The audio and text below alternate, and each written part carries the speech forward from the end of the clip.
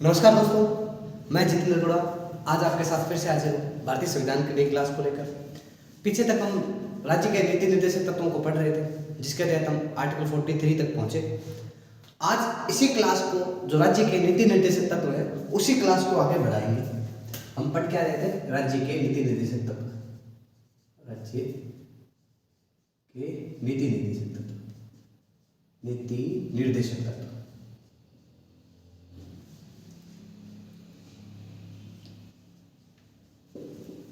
DPSP, direct principle of state policy. ठीक है, बात करते हैं आर्टिकल 43 तक तो हमने पढ़ लिया था। आज आर्टिकल 44 यानी 44 आर्टिकल, अनुच्छेद 44 पढ़ते हैं। क्या कहता है अनुच्छेद 44? अनुच्छेद 44 कहता है कि राज्य समान नागरिक संहिता यानी कॉमन सिविल कोड या यूनिफॉर्म सिविल कोड को बढ़ावा देगा। अब ये कॉमन सिविल कोड या जो राज्य समान नागरिक संहिता क्या है? मतलब राज्य सभी लोगों के साथ, एक देश में रहने वाले सभी लोगों के साथ एक ही प्रकार का न्याय ही कॉमन सिविल कोड है। तो हम लिखेंगे आर्टिकल 44 क्या कहता है? राज्य समान नागरिक संहिता, समान नागरिक संहिता, नागरिक संहिता को बढ़ावा देगा, को बढ़ावा देगा। राज्य समान नागरिक संहिता को बढ़ावा देगा। इसका इंग्लिश में कैसे लिखोगे? तो लिखोगे common civil code, common civil code या यूनिफॉर्म सिविल कोड।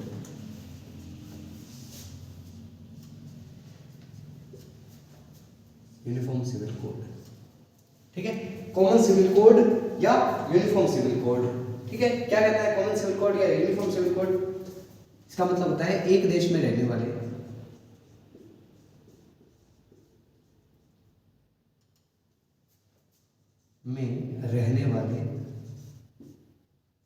सभी नागरिकों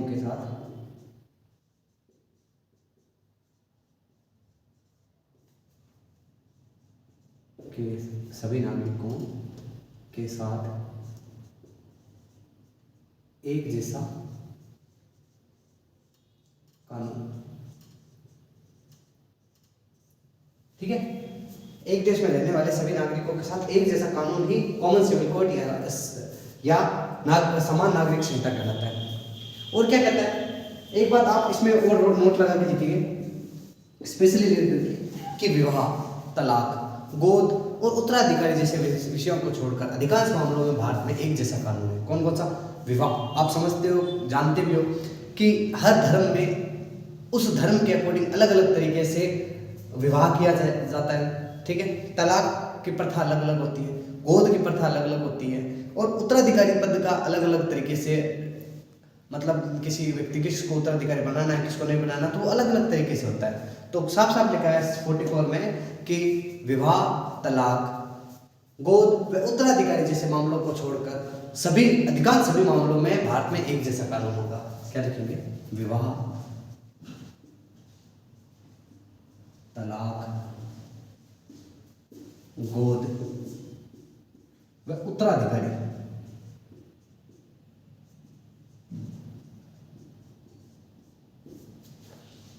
विवाह, तलाक, गोद व उत्तराधिकारी मामलों को छोड़कर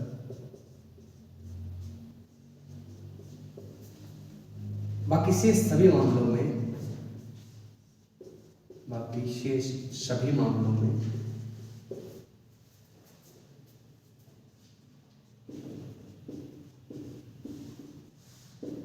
भारत में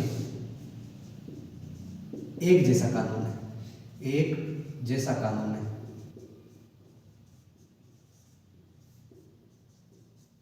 ठीक है, विवाह, तलाक, गोद व उत्तराधिकारी मामलों को छोड़कर भारत में सभी लोगों के लिए एक जैसा कानून है, स्पेशली इनको छोड़कर।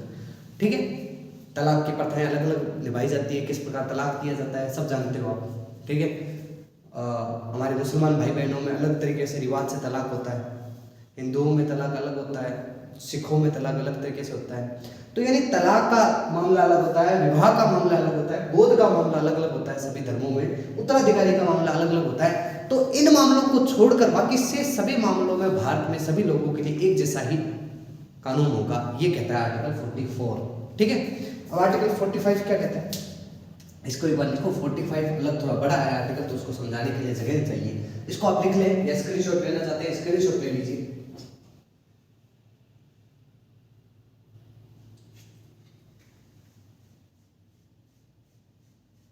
आराम से लिख ले इसको,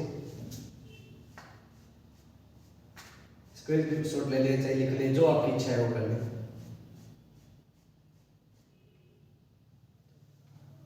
लिख लिया हो, चलिए आगे चलते हैं।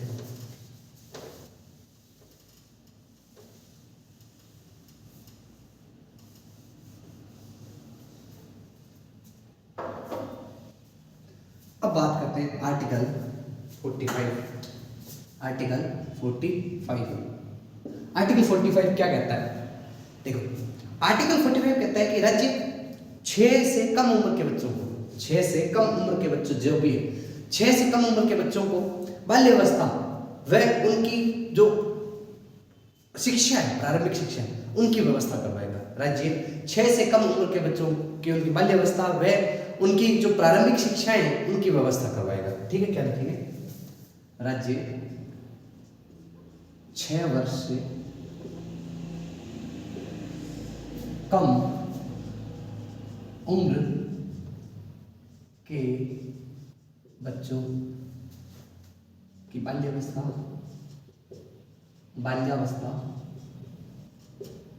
तथा शिक्षा की व्यवस्था, शिक्षा की व्यवस्था करवाएगा। ठीक है, कौन सा आर्टिकल कहता है? आर्टिकल 45 कहता है। ठीक है, आर्टिकल 45 में जो ये बात आज आपको दिख रही है, ये बात पहले लिखी नहीं थी। मतलब यहाँ पहले की बात लिखी हुई नहीं थी, यहाँ कुछ और ही लिखा हुआ था। बाद में इसे संविधान में संशोधन कर चेंज किया गया। फिर आप पूछोगे सर पहले क्या लिखा हुआ था? पहले लिखा हुआ था, इस 45 के तहत नोट लगा के लिखोगे कि इसमें पहले लिखा था कि 6 से 14 वर्ष के बच्चों को अनिवार्य शिक्षा की व्यवस्था करवाएंगे राज्य सरकार।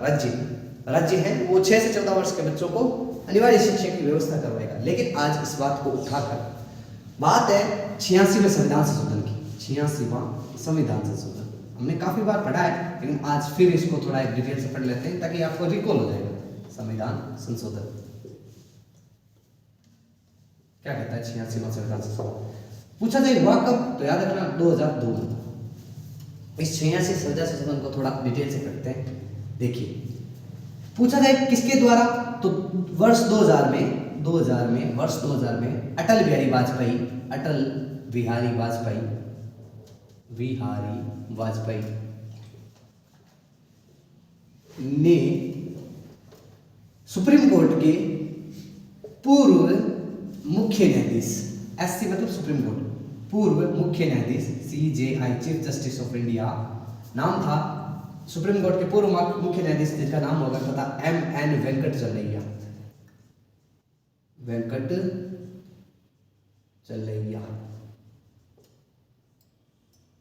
MN वेंकट चलैया की अध्यक्षता में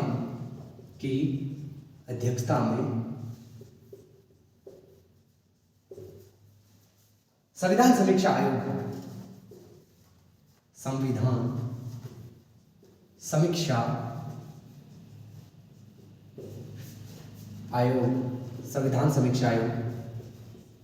का गठन किया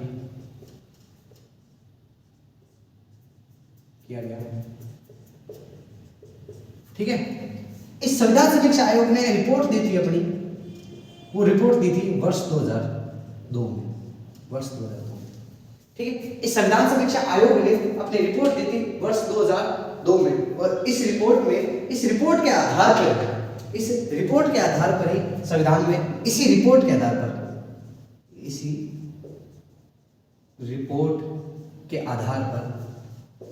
के आधार पर 86वां संविधान संशोधन हुआ। 86वां संविधान संशोधन हुआ।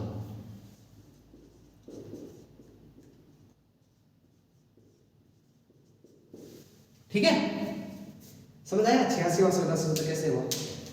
अटल बिहारी वाजपेयी सरकार थी, उस समय प्रधानमंत्री हुआ करते थे। इन्होंने सुप्रीम कोर्ट के पूर्व मुख्य न्यायाधीश हुआ करते थे एम एन वेंकटचलैया, इनको काम सौंपा और एक आयोग बनाया जिसका नाम था संविधान समीक्षा आयोग। संविधान समीक्षा आयोग। इस संविधान समीक्षा आयोग ने वर्ष 2002 में अपनी रिपोर्ट दी और इसी रिपोर्ट के आधार पर संविधान में एक संशोधन करवाया गया जिसका नंबर था 86वां। इसी रिपोर्ट के आधार पर 86वां संविधान संशोधन। अब आप पूछोगे तो सर अभी तक बताया क्यों नहीं, क्या लिखा? तो नोट लगा कि ये भी बात लिख लें, मूल संविधान में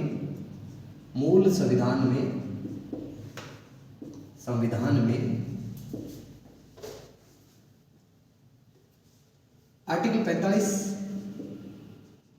के तहत ये लिखा था, क्या लिखा? ये लिखा था कि राज्य 6 से 14 वर्ष के बच्चों के लिए अनिवार्य शिक्षा उपलब्ध करवाएगा। अनिवार्य शिक्षा उपलब्ध करवाएगा।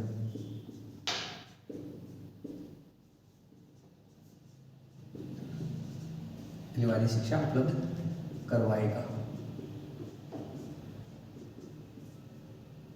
ठीक है, 6 से 14 वर्ष के बच्चों के लिए अनिवार्य शिक्षा उपलब्ध कराएगा। आज ये बात कहां लिखी है? तो वर्तमान में इसे दूसरा नोट लगा के लिख सकते हैं, वर्तमान में 6 से 14 वर्ष का प्रावधान को आर्टिकल 21A के तहत मौलिक अधिकार बना दिया गया।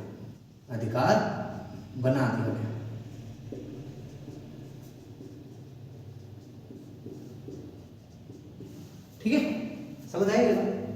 आज वर्तमान में जो 6 से 14 वर्ष की उम्र का जो प्रावधान था, आज वो वर्तमान में आर्टिकल 21A के तहत हमारा मौलिक अधिकार हो गया बच्चों के लिए विशेष मौलिक अधिकार हो चुका है। ठीक है, याद रह जाएगा।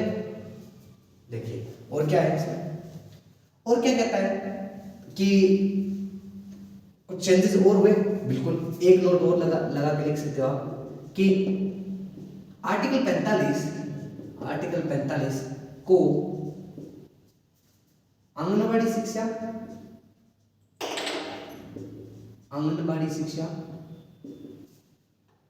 आंगनबाड़ी या पूर्व प्रारंभिक शिक्षा का आधार माना जाता है।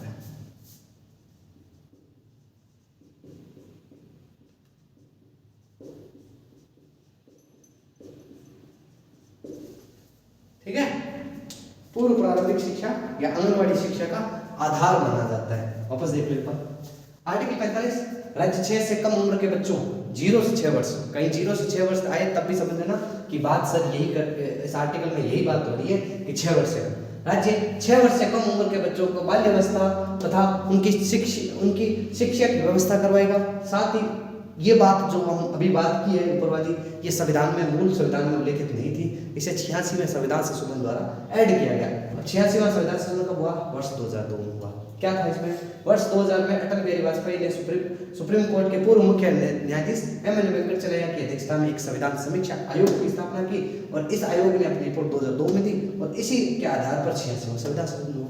क्या लिखा कि जो मूल संविधान में आर्टिकल 45 में ये लिखा हुआ था कि 6 से 14 वर्ष के बच्चों को अनिवार्य शिक्षा उपलब्ध कराई जाए, इसे वर्तमान में कहां डाल दिया गया? तो वर्तमान में इस प्रावधान को आर्टिकल 21A के तहत मौलिक अधिकार का भाग बना दिया गया। ठीक है, उसके बाद जो आंगनवाड़ी शिक्षा होती है या पूर्व प्रारंभिक शिक्षा होती है उसका आधार कौन सा आर्टिकल होता है? 45 होता है। आराम से लिखिए, इसको स्क्रीनशॉट लेना चाहते हैं स्क्रीनशॉट ले लीजिए।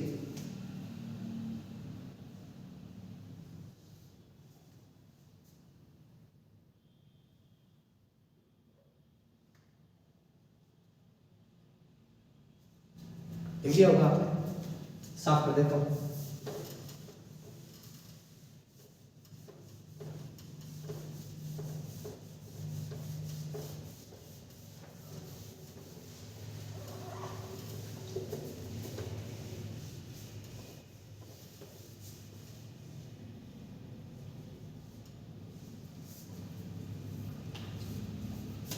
अब पढ़ते हैं आर्टिकल 46।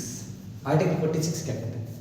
आर्टिकल 46 कहता है कि राज्य समाज के दुर्बल वर्गों, राज्य समाज के जो भी दुर्बल वर्ग है, विशेषकर जो SC ST है, विशेषकर जो SC ST है, उनकी शिक्षा व आर्थिक समस्याएं कि अर्थ संबंधी जितने भी उनको अर्थ संबंधी हितों को ध्यान में रखकर उनके साथ में उच्चतम व्यवहार करवाएगा। मतलब सीधी सी बात है, यहाँ कहना क्या चाहता है आर्टिकल 46 कि राज्य समाज के दुर्बल वर्गों, राज्य समाज के दुर्बल वर्गों विशेषकर SC व ST की शिक्षा व अर्थ संबंधी हितों को ध्यान में रखेगा तथा उन्हें सामाजिक अन्याय से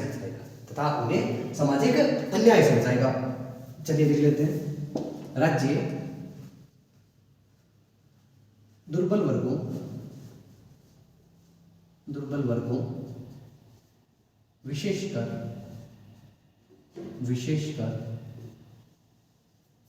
SC व ST को शिक्षा संबंधी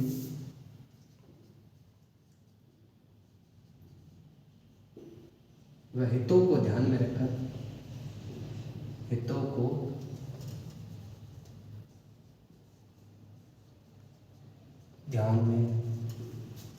रखेगा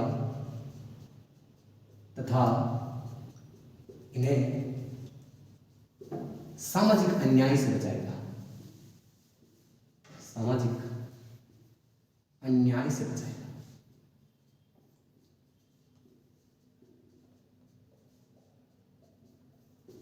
ठीक है, सामाजिक अन्याय से बचाने का कौन सा आर्टिकल कहता है? आर्टिकल 46 कहता है सामाजिक अन्याय से बचाएगा। ठीक है, ये जो आपने सुना होगा कि लास्ट टाइम कुछ दिनों पहले एक बात आ रही थी कि एक संविधान संशोधन हो रहा था और जिसका 103वां संविधान संशोधन जिसमें EWS का प्रावधान था। तो आर्टिकल 46 नोट लगा के लिखोगे, आर्टिकल 46 को 103वें संविधान संशोधन 103वें संविधान संशोधन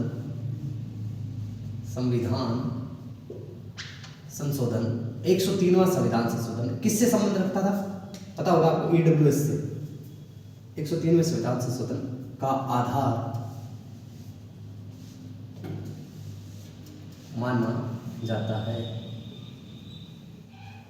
या माना गया, कुछ भी, ठीक है, माना जाता है या माना गया। आर्टिकल 46 हमें ये बात बताता है। देखें, अब देखो साथ ही इसके साथ एक आर्टिकल और पढ़ लेते हैं, आर्टिकल 47। आर्टिकल 47 क्या कहता है? आर्टिकल 47 कहता है कि राज्य पोषाहार जीवन स्तर पर लोक व्यवस्था में सुधार करेगा। क्या कहता है कि राज्य किस की बात करें? राज्य पोषाहार जीवन स्तर और लोक व्यवस्था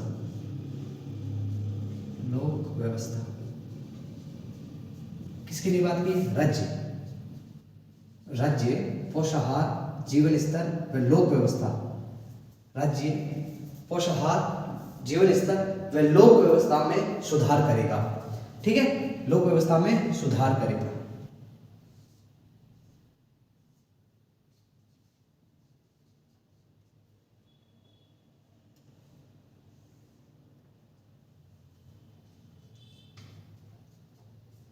ठीक है, लोक व्यवस्था में सुधार करेगा। फिर इसमें 47 में ही कहा है कि राज्य का ये प्राथमिक कर्तव्य होगा। राज्य का ये प्राथमिक कर्तव्य होगा।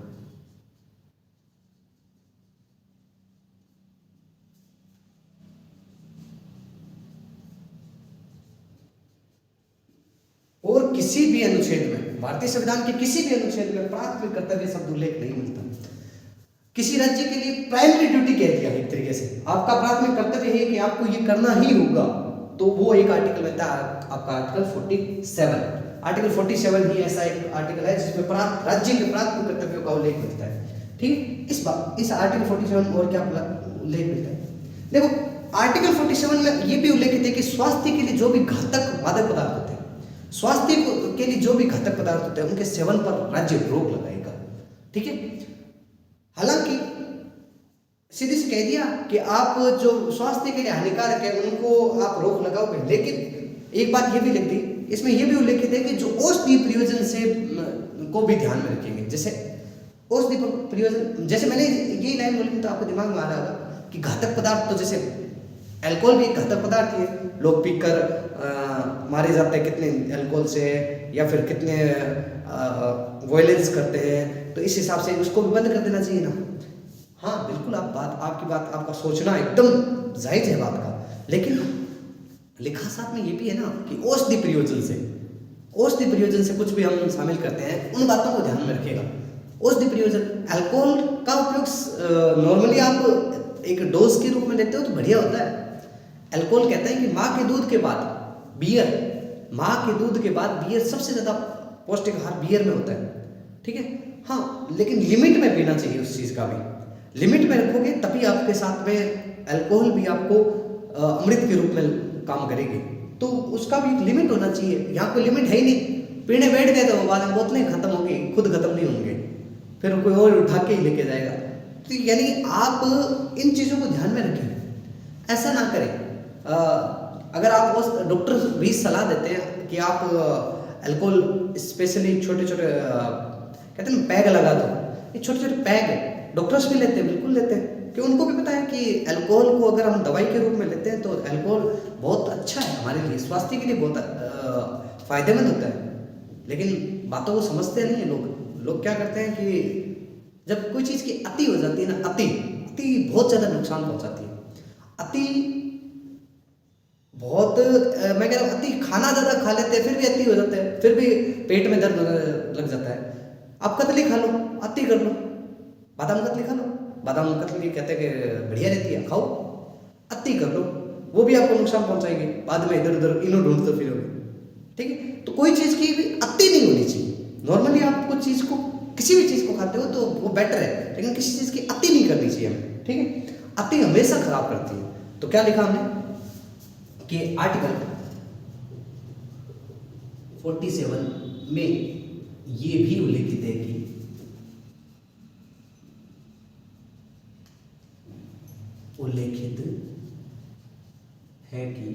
राज्य मादक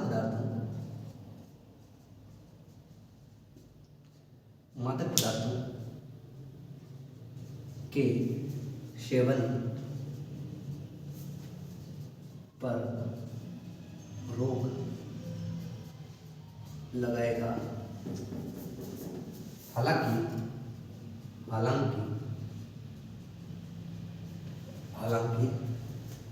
औषधीय प्रयोजन से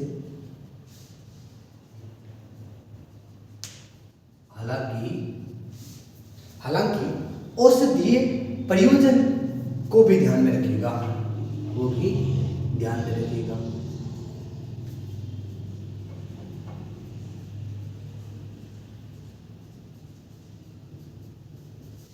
ठीक है। आराम से लिख लें इसको, स्क्रीनशॉट लेना चाहते हैं स्क्रीनशॉट ले लीजिए, लिखना चाहते हैं लिख लीजिए।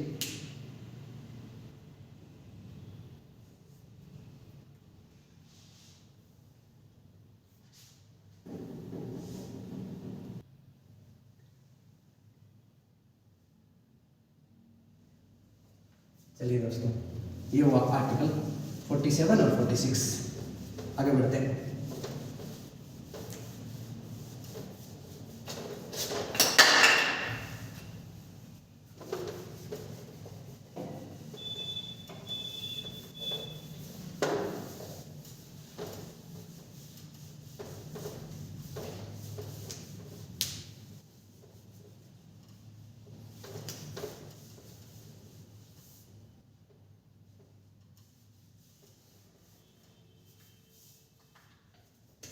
अब पढ़ते हैं आर्टिकल 48। आर्टिकल 48 क्या कहता है? आर्टिकल 48 ये कहता है कि राज्य कृषि और पशुपालन को संगठित करेगा तथा उनमें उन्नत तकनीक का उपयोग करेगा। राज्य कृषि व पशुपालन को संगठित करेगा तथा उनमें उन्नत एडवांस टेक्नोलॉजी को लेके आएगा। ठीक है, देखो, राज्य कृषि एवं पशुपालन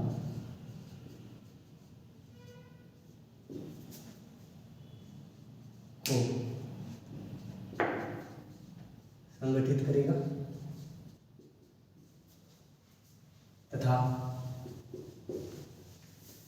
इनमें उन्नत तकनीक मतलब एडवांस टेक्नोलॉजी का उपयोग करेगा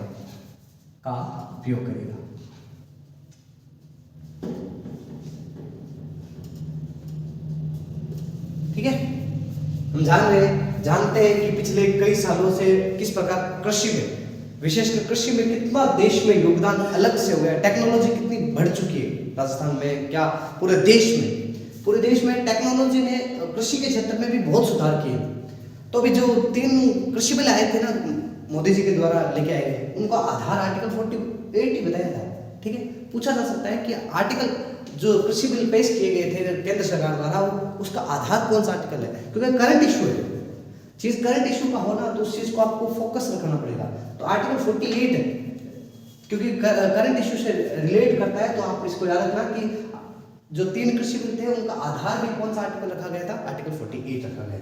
ठीक है, इस आर्टिकल 48 में और क्या उल्लेख मिलता है, यानी आर्टिकल 48 में ये मिलता है कि राज्य क्या करेगा, पशुओं के वध पर रोक लगाएगा, पशुओं पर, विशेषकर गाय के वध पर रोक लगाएगा। ठीक है, विशेषकर गाय के वध पर रोक लगाएगा। आर्टिकल 48 बहुत ज्यादा इंपॉर्टेंट है।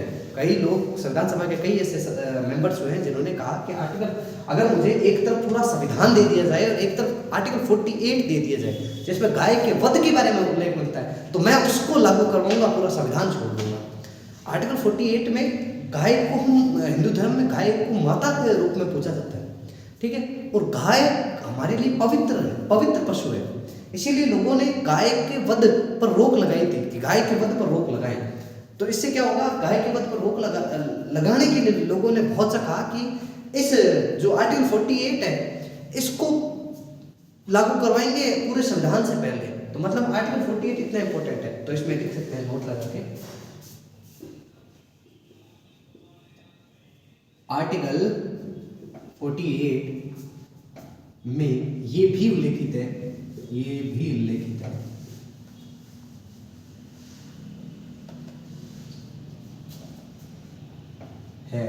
कि राज्य पशुओं का विशेषकर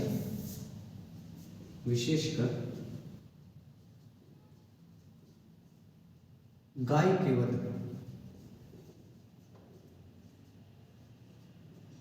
पर रोक लगाएगा।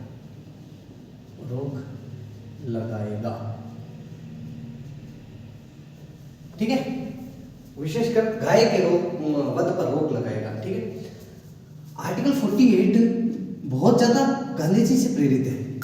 ठीक है, तो हमने पीछे एक आर्टिकल 40 पढ़ा था और एक यहाँ आर्टिकल 48 है। पूछा जा सकता है कि भारतीय संविधान में कौन कौन से आर्टिकल है जो गांधीवाद से प्रेरित है। तो एक तो आर्टिकल 40 और एक आर्टिकल 48। तो हम लिख सकते हैं कि आर्टिकल 48 गांधीवाद से प्रेरित, या हम लिख सकते हैं प्रभावित है। ठीक है, आर्टिकल 48 गांधीवाद या गांधीवाद से प्रेरित या प्रभावित माना जाता है। ठीक है, अब एक आर्टिकल, इसी के साथ एक आर्टिकल और पढ़ लेते हैं, आर्टिकल 48A। ए शब्द जुड़ा है मेरा बाद में जुड़ा है, सीधे दिमाग माना है, ए मतलब बाद में जुड़ा है। क्या कहता है ए? आर्टिकल 48 ये कहता है कि राज्य पर्यावरण का संरक्षण करेगा, एवं वन्य जीवों की रक्षा करेगा। राज्य पर्यावरण का संरक्षण करेगा एवं वन्य जीवों का संरक्षण करेगा। ठीक है, राज्य पर्यावरण का संरक्षण करेगा एवं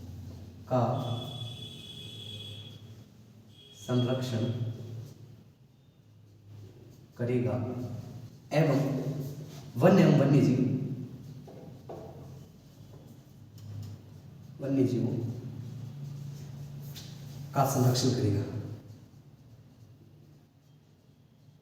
संरक्षण करेगा।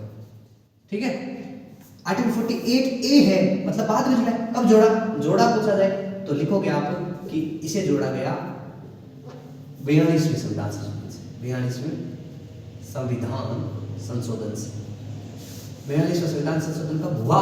तो 76, लागू कब हुआ तो 77। ठीक है दोस्तों, आज के लिए आर्टिकल 48A तक चलते हैं। नेक्स्ट क्लास में इस जो राज्य के नीति निर्देशक तत्व है, इस टॉपिक को कंप्लीट कर लेंगे और एक नया टॉपिक पढ़ेंगे राष्ट्रपति, वहां तक पहुंचेंगे। बाकी मिलते हैं आपके साथ नेक्स्ट क्लास में। ओके दोस्तों।